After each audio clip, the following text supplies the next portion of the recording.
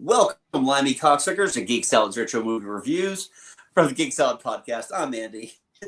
And I'm Mike, and I told you that in confidence, sir.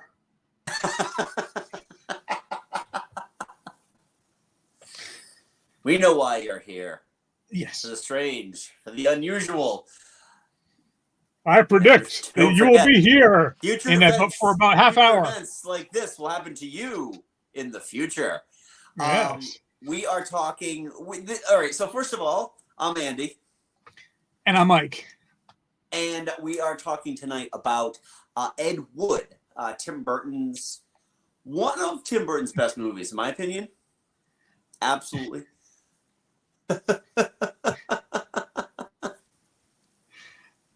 Hi, Kurt. Hey, Kurt. Yeah, so yeah, we. All right. It's hard to argue. Yeah. Let me explain how we came to this movie, because it doesn't quite fit October in a way, but it kind of does. So, for the past few weeks, we've been doing the horror movies of the 1990s. And in fact, last week we had done Sleepy Hollow from 1999. Ed Wood was he was the worst filmmaker ever known to man, but he did bring us sci-fi, he brought us horror, he brought us drama, and as luck would have it, in the 1990s, Tim Burton released a movie about him. And this ties into next month, because I miscalculated how many weeks in the month of October we had. Starting next month, and we usually don't do the reveal this early in the episode, but next month we are talking about black and white movies. Yep. From various decades. You're actually going to get, I think, our first silent film in this one. Oh, yeah. We've never done a silent film before. I'll leave it up to you to figure out which one we're going to talk about, though. But back to Ed Wood, and I'm assuming that Kurt's no was in terms of just the overall favorite Tim Burton. I've got a couple of favorite Tim Burton films, and they're really the ones that I adore. I love Batman Returns. Yeah. I've got a couple of favorite Tim Burton movies. I think my favorite Tim Burton movie is probably Beetlejuice. But I'd be hard pressed to say this isn't his best film. I honestly, in terms of his overall filmmaking and making that kind of Oscar bait, this absolutely. Oh, Ed Wood, no! Oh, sorry, my bad. I think overall, this is his. Yeah, this may be his best film. This is definitely the first movie, I think, to get actual awards notice that wasn't solely technical. The ironic thing about the movie of Ed Wood is that it was ignored in all but one technical category. Which one was that? It got makeup. It won. It swept the two awards it was nominated for. It was nominated for makeup, and it was nominated for best supporting actor, Martin Landau, who won. Absolutely deserved. Yes. 94. I mean, that was. I mean, of all of the categories in 94, because 94 was such a crappy year for the Oscars in terms of the best actress race is just a joke.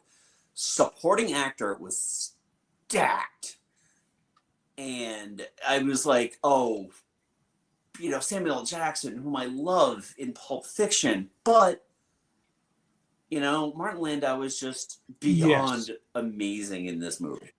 Yeah, I mean, from his first moment where he's in the coffin. Yes. And then, I'm planning on dying soon. Oh, I saw you in Dracula. Bullshit. That was an awful performance. Redfield was a drunk. I mean, it's just what I love about the movie is that it definitely it's not trying to tell a true story. I mean, there are events that happened. A lot of it is not so much made up, but glossed over. But the fact that Burton tried to shoot this in that black and white aesthetic Mm. of 50s Hollywood, Yeah. and I think that's what worked. And the fact that Johnny Depp gives him such wide-eyed optimism.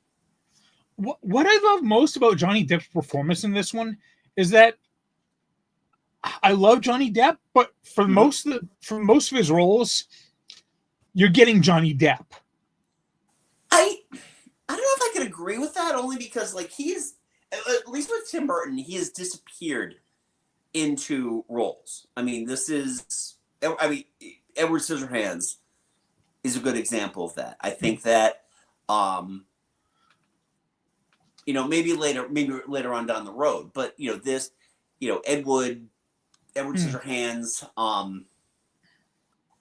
now you get me thinking. He didn't do Mars Attacks. He didn't do Sleepy Hollow. Even Sleepy Hollow, he was still like not really. I mean, by the time he gets to Dark Shadows, absolutely, he's already cracked the Jack Sparrow code on that. Yeah, but what I also love about this movie is the fact that, like, he doesn't gloss over the fact that Ed Wood is a very bad director. Yeah, I'm dubious on calling him the worst director of all time because I've watched pretty much all MST3K. Coleman Francis is pretty terrible. Yes, that exactly what I was thinking. I was like, yeah. Like Ed Wood movies, they're bad, but they're kind of a goofy bad that you can get into. Coleman Francis, no, those are just awful. Yeah. But he doesn't gloss over the fact that he's a bad director, but there's like a purity in his badness. He surrounds himself with I think Sarah Jessica Parker's character even says, you surround yourself by other weirdos. It's like, yes, he gives these people a place to belong. Well, it's like what Bill Murray says. Like, how do you do it? How do you get all your friends to get baptized just to make a movie? Oh yeah, no, I think that just like the general consensus, the label of, and the funny thing is too is that while this movie did not do well theatrically, it's kind of it really is a tough sell. I mean, I was at this point very much a diehard Tim Burton fan. I was there. Like there was a preview of this movie a week before it came out. They gave us T-shirts. Oh wow! I loved it. I wish I knew where that T-shirt went to. I loved it. I mean, it's so much fun. Howard Shore really compliments this movie well too. This is this was the falling out movie with Burton and Elfman. Apparently, it was over. Elfman, Burton didn't want to use Elfman's speaking voice for Jack Skellington. Oh, but kept the singing voice. Yeah. I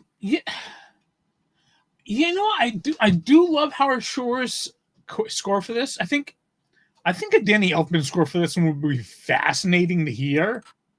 I think. Well, here's the thing, though, is that Howard Shore employs the theremin really well in this. Yeah, which it needed. Yes, you'll go back. You'll get the theremin score, the Elfman theremin score in Mars Attacks. But this one is it's very unique, and the weird thing is this actually shows up. I have a album, and I think it's from like the Czech Symphony Orchestra or some of the Prague Symphony Orchestra or something like that. It is the best of Tim Burton and Danny Elfman, and the Ed Wood score is on there. Oh, okay. I mean, it's just one track, but yeah, because Howard Shore really kind of gets that very 50s, but still modern vibe to it. The use of the bongos and the additional percussion really kind of helped that out as well.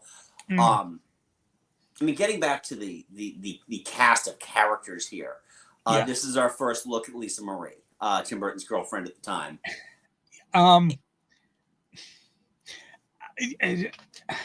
I nothing against Lisa Marie. She's fine in the roles that she's in, but if you look at the roles that she's in, they're roles that do not require a modicum of efficient acting.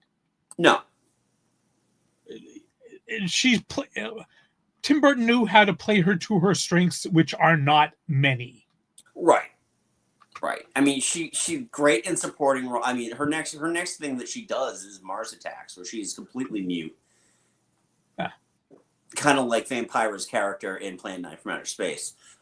And she has no lines in Sleepy Hollow either. That's true. She doesn't. So going forward, she played the part mute. George the Animal Steel. So good. He studied hard to get Taurus accent right. And he nails it too. Oh, he does. He absolutely does.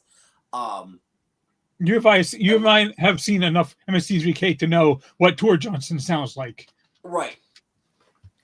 And even when he's trying to like just talk to people and then down to my toes. Well, during the rap party for Bride of the Monster, I was like, Mr. Bunny, I understand that you were trying to become a woman. Oh, dude. Bill Murray. Bill Murray. Oh my God. Wow. He's not in much of the movie, but what he is in, he steals every second. From, the thing at the very beginning where they get the newspaper review. It's like, what does that old queen know? Screw you, Miss Crowley. That his intention to get a sex change operation. Goodbye. Yeah. I mean, and like when he does like say like, how do you get all your friends to get baptized for this movie? Yeah. Ed never really kind of answers the question, but in a sense, the entire movie is the answer to the question. Yeah. Because he's fiercely loyal to his friends. Yeah, he supports them. Like he meets Bela, and he instantly is supportive of him, and so much so that he is there to help him out when he ODs. Yep. He helps him with that, and then he takes his dogs and after he dies. Yeah. And even just to prop him up and make him feel better, just shooting like that one little bit that shows up at the beginning of Plan 9. Yeah. And I mean, their friendship is easily one of the cores of the movie. It's sweet. It is a very sweet friendship. Yeah. I loved what they did with this and how they treated sorry, my son just came like down for a second. Like, what does he need? Oh, toilet paper. Okay, gotcha. Yeah, the way they treat Bela, like they don't gloss over the fact that he's a morphine addict, but they also treat him with remarkable. That's the entire movie. You don't gloss over the faults of these people, but you show them in the most respectful and beautiful ways possible. It's interesting because they do and they don't gloss over. Yes, Buddy Breckenridge. How about some flair? When I was working in Vegas, I had a flair. Cat's eyes. You're the ruler of the universe. Show some decorum.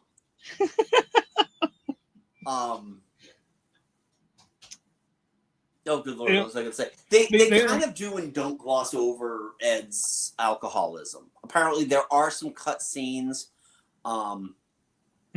where he was, not so much more of a problem drunk, but just kind of like fall over. Most apt description of screen classics and George Weiss. I don't make movies, I make crap. Yeah. That's true.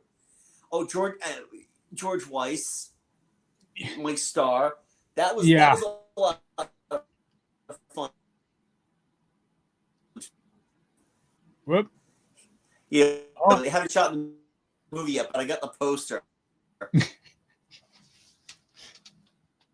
And your footage is frozen. It's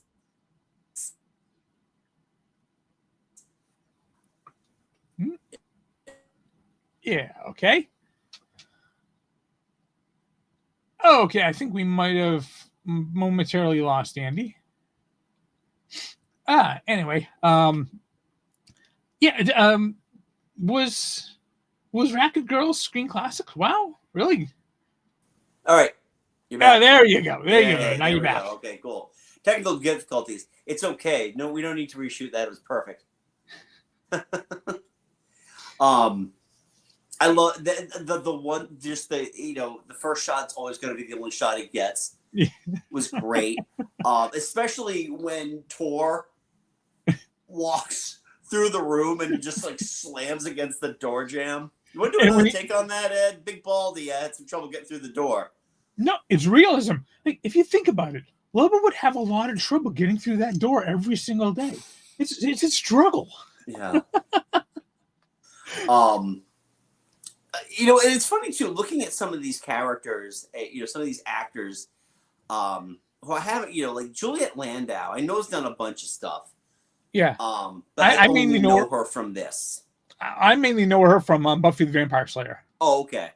So I didn't really watch. Yeah, I know. She's one of the main villains in the second season going on, and she comes back every now and then for the rest. Yeah. I'm just on IMDb right now, just going down the cast list here. Sarah Jessica Parker is Dolores. I guess it took a lot for her to leave because they were actually married. That's one thing this movie doesn't say. They refer to her as his girlfriend, but they never actually. I did think that was a little like vague. I wasn't. They didn't specify the details, so I wasn't sure. Right. I was. I don't know. I guess if there was like a villain of the movie, it might be her. But it's like I can still understand where she. I mean, this is the 50s, right? And she's still trying to be a working actress. Yeah, and that's kind of thing. And apparently, wrote a couple of Elvis's minor hits. Yeah. Patricia Arquette is. I gotta say, she's actually quite adorable in this, and she's quite a counter for Ed. Yeah, she's not like.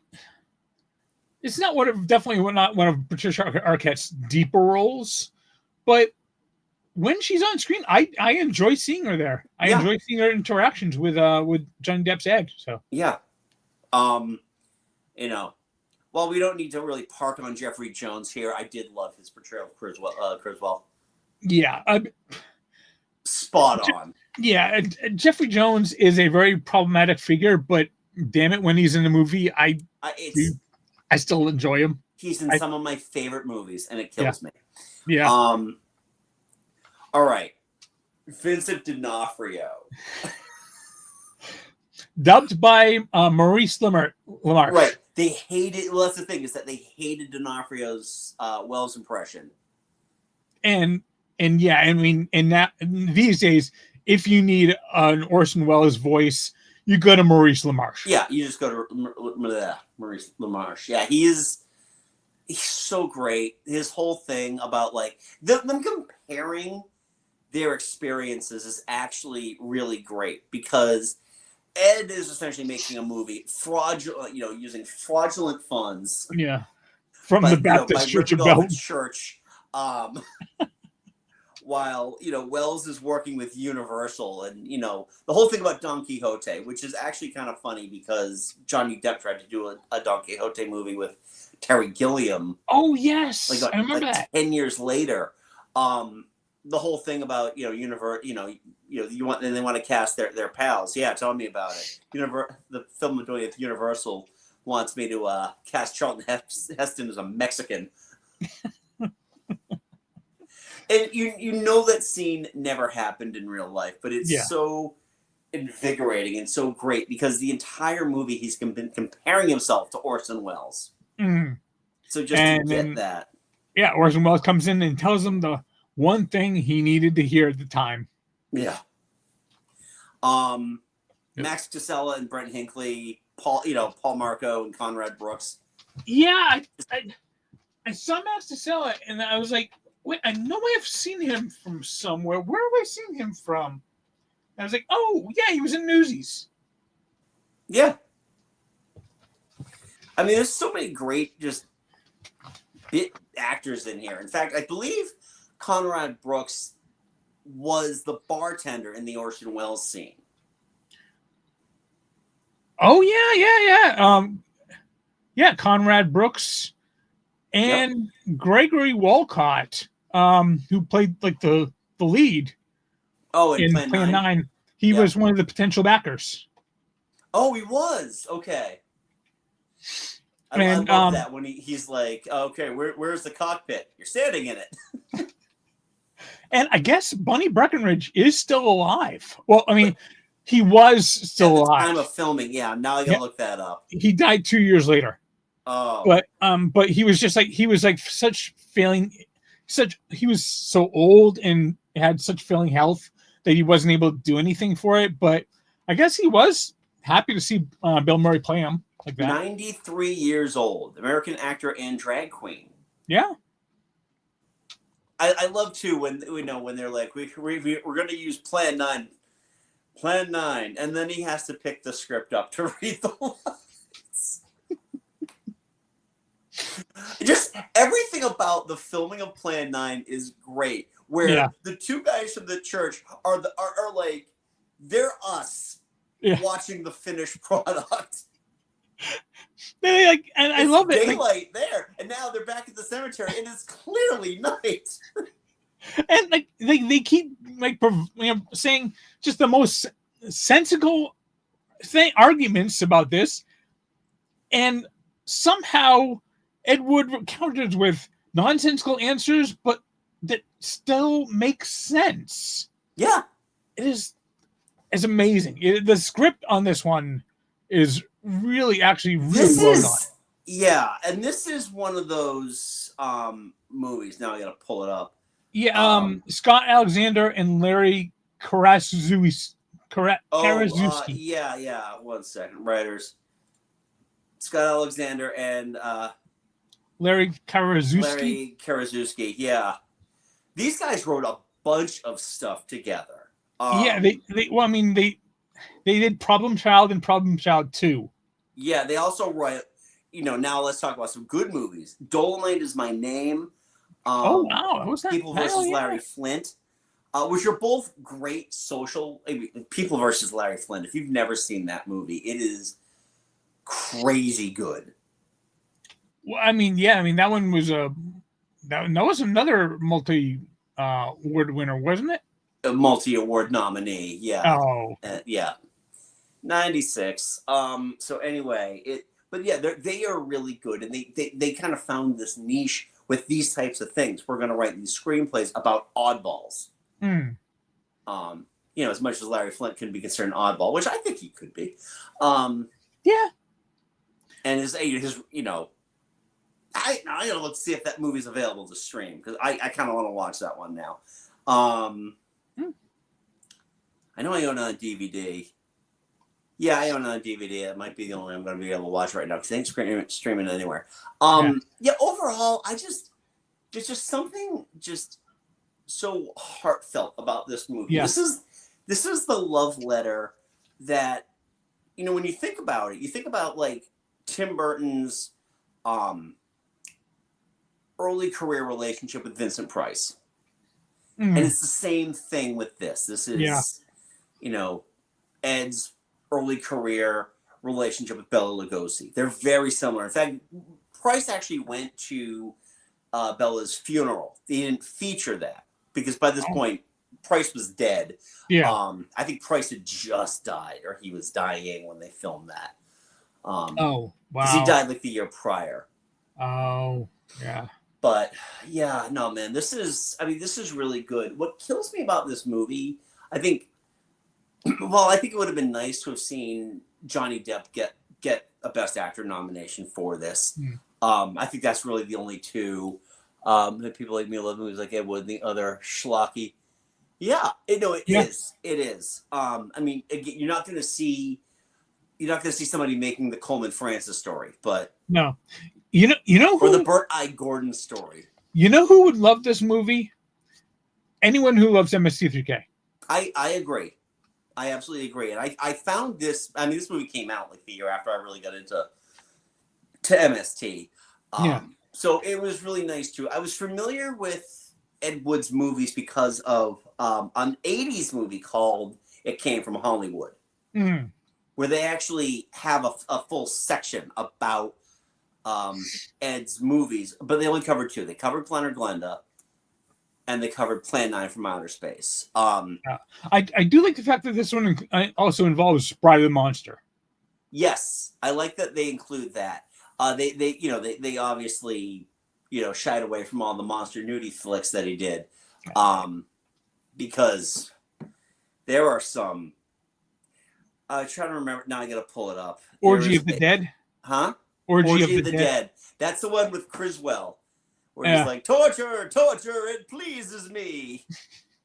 And it is literally just topless women just shake, shake, shake, shake, shake, shake, shake for like 70 minutes. So are you saying we should pull the string? Pull the string! Oh, man. These are, again, yeah, this is a love letter to this. But getting back to the awards, it kills me that Stefan Zabski didn't get a nomination for Best Cinematography. Yes. This movie is so beautifully shot. Cinematography is usually not something I pay attention to. This one, it is amazing. Yeah. It's beautiful because, first of all, it's black and white done right. Yeah. It evokes that right era of black and white. Yeah. And the thing that kills me too is that, and I remember this being a big thing when the nominations came out. Oh, what were you saying, Kurt? Now I have to go back to the Bride of the Monster episode where Joel and the bus recreated. Yeah. Just we somebody forgot the motor, so just wrap your tentacles around him and just flail around. Just watch it. But yeah, when the nominations came out, Wyatt Earp had gotten a nomination. Like this could have gone to Ed Wood, because it's like, how many movies of sweeping vistas do we have in this category where there's something so truly unique? I don't think. I mean, black and white cinematography now doesn't get. I mean, there's not a lot of black and white movies that have come out, but even I think I'm going to take a look at The Artist, because The Artist was the last black and white movie. I mean, just look at the opening shot of it. That classic Ed Wood shot of going into on the fake house with the thunderstorm and then going through the door. It's like, that is a gorgeous shot to open up this movie. Yeah. Oh, I mean, I just love the whole that, and then the credit sequence to follow, where it just like it's just this unspoken montage of his stuff. But yeah, I think take a look real quick. Score. Okay, so The Artist, which I think was the last like major black and white film to get any Oscar consideration, got a nomination in cinematography but didn't win. So anyway, but I just want to get back to Martin Landau real quick, and just how wonderfully they wrote this character. Yes. They wrote a whole, just how like you said, this town's chew you up and spit you out. Yeah. No one gives two fucks for Bella. And just his rivalry with Boris Karloff, and it all stems from the fact that he turned down Frankenstein because he didn't think it was sexy enough. And the fact that they during the end scrawl, they had his merchandise still outsells Boris Karloff's. Yeah, like 2-1. Shamplugosi. And so that's really fun. The fact that when Conrad asks him for his autograph, and he called him Karloff's sidekick, and he just lost his mind. And then when they bring in Dr. Tom to fill in for Bella, And it's just like, Oh, yeah. he's just got the thing over, and Bunny's like, now call Boris Karloff a cocksucker. Poor Liz, just tore. Oh my god, it truly is a great movie. Yeah. Definitely, when we think about Tim Burton, there's only I think now there's only a couple of movies that we do think of. Yeah. We think of the 2 Batman movies, we think of Beetlejuice. Yeah. Maybe Edward Scissorhands. Christmas time's coming up, so yeah. Edward Scissorhands. And then A Nightmare Before Christmas, which, in the grand scheme of the production of that movie, he had very little to actually do with the overall production of that movie. Yeah. He wrote the story and came up with concepts. Yeah. We should also say that usually we try and find movies for these reviews that are available for streaming. Ed Wood is not. This is crazy. I couldn't even find my DVD of it. I own this on DVD. I couldn't find it anywhere. I ended up getting it from the library. Yeah, and I bought this one probably about when I first saw the movie about maybe 10 years ago. Uh-huh. And I instantly bought this movie because it blew me away how good this movie is. I am sure it looks pristine. Oh, it does. On Blu-ray. Yeah, I just got the standard DVD but I'm playing it through a Blu-ray player, so yeah. There's gonna be a little bit of scale on that. Yeah, upscale. Overall, I do truly love this movie. Oh. Thanks, Obo. Thank you, Obo. What'd you think? Yeah. Genuinely curious. Hopefully we didn't give away too much. I love the fake Bella. He's literally about maybe a foot taller than Bill was. He's a head taller than him, and he was bald. Yeah. So they threw a wig on him and just had him do this. Oh. Oh wow. You know what? That is not a bad way to go out. No. Yeah, this is a good one. I do love this. So, let's see. Mostly holds together. Oh, great. Yeah. Great. Yeah, it's.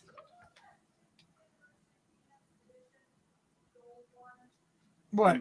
Oh, sorry. I just thought my wife was calling down for me to answer a question. I don't know what they're talking about. Anyway. But yeah, though that is Ed Wood. So we want to know, what are your thoughts on Ed Wood? Have you seen it? Yes. And if you haven't seen it, why are you watching this review of it? You can rent it. You can rent it. I think you can buy it streaming. You can buy it on Amazon, but it's like $18 bucks. It's crazy how much it is. And I didn't want to buy it only because I know I already own it, but I couldn't find it. Folks, this is what your local libraries are for. For God's sakes, use your local library before their funding gets cut too. But yeah, we want to know what your thought. Leave a polite comment below. What are your thoughts on Ed Wood, and where does this rank in? Got agoraphobia. And I gotta say, Johnny Depp looked fantastic in those sweaters. Oh my god,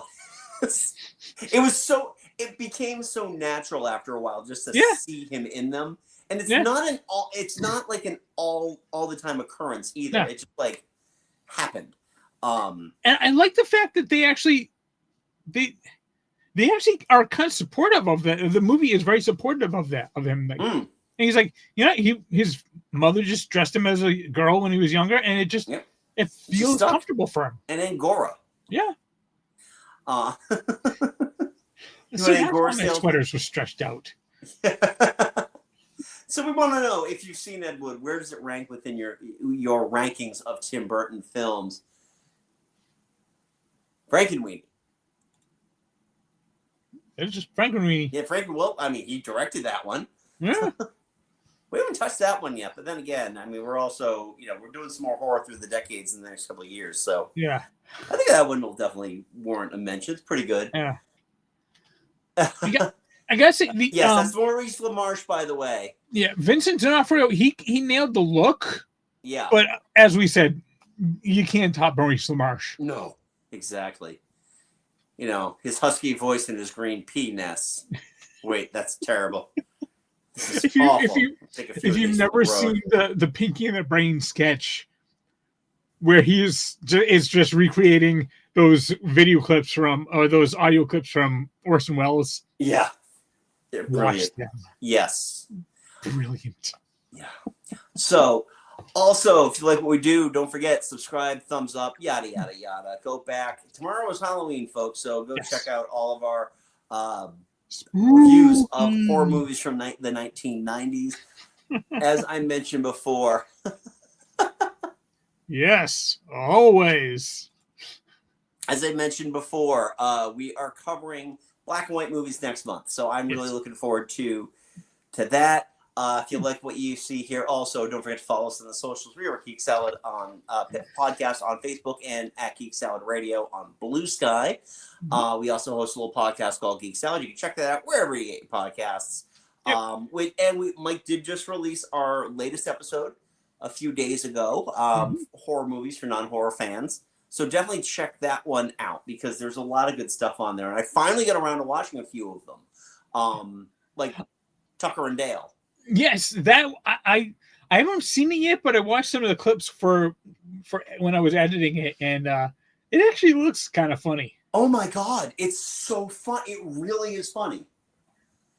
I mean, it has all the swagger of a horror film without actually legitimately being a horror film. It's really good. I highly recommend that. Very bloody, gory comedy from what I saw. Yeah.